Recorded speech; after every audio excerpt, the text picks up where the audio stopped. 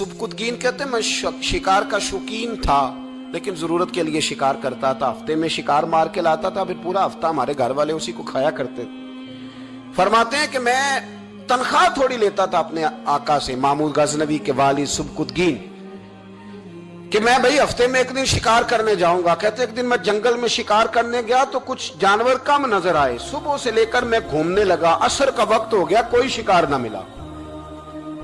अब मेरे दिल के अंदर यह डर था कि अगर मगरिब मुझे यहीं हो गई तो मुझे कोई दरिंदा, कोई जानवर परेशान करेगा।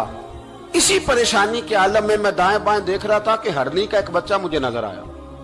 मैंने झट से वो हरनी का बच्चा ही उठा लिया कि आज यही शिकार करूंगा। कहते हैं मैंने उसे घोड़े के आगे रखा, अपने आगे गर्दन की जानिब, और मैंने घोड़े की लगामें इस तेजी से घुमाई कि सर पट घोड़ा दौड़ाया ताकि मगरिब से कबल मैं शहर में पहुंच जाऊं, ये जंगल का इलाका गुजर जाए। कहते हैं मैं बड़ी गर्मी थी, बड़ी प्यास लगी, पर पानी ना पिया ना घोड़े को पिलाया।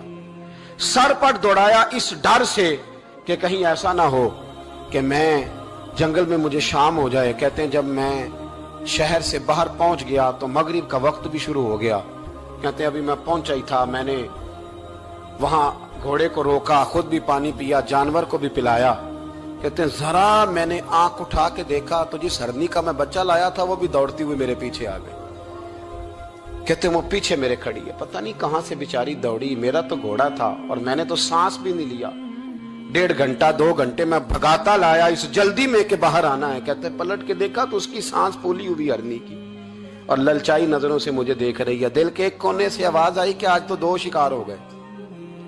बच्चा तो पकड़ा ही, इसकी मां को भी काबू करता हूं ताकि डबल शिकार हाथ आएगा। कहते हैं फिर अंदर से मेरा दर्द बोला, अंदर से मेरा रहम बोला कि एक मां अपना बच्चा लेने आई है और इस तरह तो उसे तकलीफ नहीं दी जा सकती कि उसे ब्लैकमेल करके मां को भी रख लिया जाए।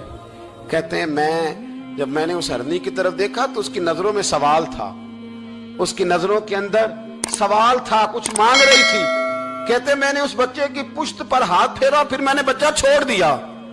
कहते उसने पहले बच्चे को बाजुओं में लिया, फिर अपनी जुबान से अपना बच्चा चाटने लगी।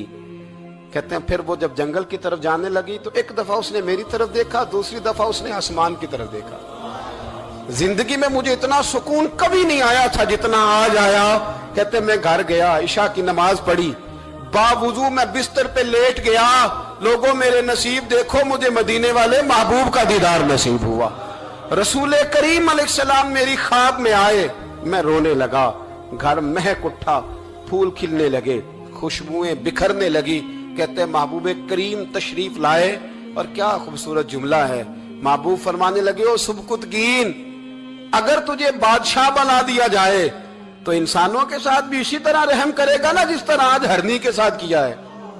अगर तुझे बादशाह बनाया जाए तो रवैया यही रखेगा या बदल जाएगा। कहता मैं रो पड़ा।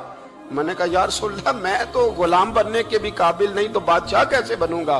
फरमाया तेरी आज की अदा बड़ी पसंद आई है, अर्श के मालिक ने तुझे बादशाह बनाने का फैसला कर लिया। तेरी ये अदा बड़ी भाई है, बड़ी पसंद आई। फरमाते एक हरनी के बच्चे पे रहम खाया था, रब करीम ने मुझे बादशाही अता फरमा दी। हम ना सियासत से बादशाही लेना चाहते हैं, सियासतदानों के अपनी जेब से इश्तिहार छपवा के बादशाही लेना चाहते हैं, डेरा बना के बादशाही लेना। ना ना ना, बादशाही तो रहम करने से मिलती, बादशाही तो शफकत करने से मिलती, बादशाहियां तो अल्लाह की मखलूक से प्यार करने से मिलती।